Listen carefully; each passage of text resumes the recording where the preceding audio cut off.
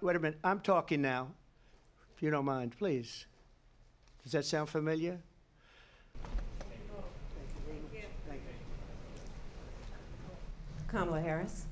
Let's have a good debate. Nice to see you. Have fun. Thank you.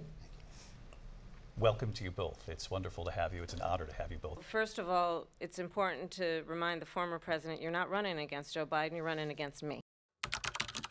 Let's talk about what Donald Trump left us. Donald Trump left us the worst unemployment since the Great Depression. Donald Trump left us the worst public health epidemic in a century. Donald Trump left us the worst attack on our democracy since the Civil War. And what we have done is clean up Donald Trump's mess. Look, we've had a terrible economy because inflation. We have inflation like very few people have ever seen before, probably the worst in our nation's history.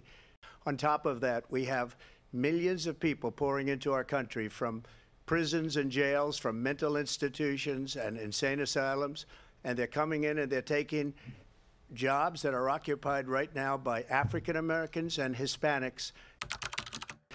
What they have done to our country by allowing these millions and millions of people to come into our country, and look at what's happening to the towns all over the United States. And a lot of towns don't want to talk. It's not going to be Aurora or Springfield. A lot of towns don't want to talk about it because they're so embarrassed by it. In Springfield, they're eating the dogs, the people that came in. They're eating the cats. They're eating the pets of the people that live there. And this is what's happening in our country, and it's a shame. There is no state in this country where it is legal to kill a baby after it's born. Madam Vice President, I want to get your response to President Trump. In over 20 states, there are Trump abortion bans.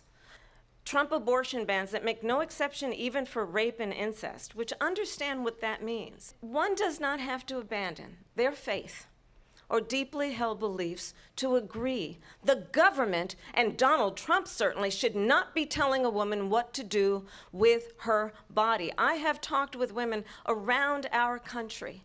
You want to talk about this is what people wanted? Pregnant women who want to carry a pregnancy to term, suffering from a miscarriage, being denied care in an emergency room because the healthcare providers are afraid they might go to jail, and she's bleeding out in a car in the parking lot. She didn't want that. Her husband didn't want that. A 12 or 13-year-old survivor of incest being forced to carry a pregnancy to term. They don't want that. She has a plan to confiscate everybody's gun. President Trump, she we has do a have plan. to move. Then this business about taking everyone's guns away.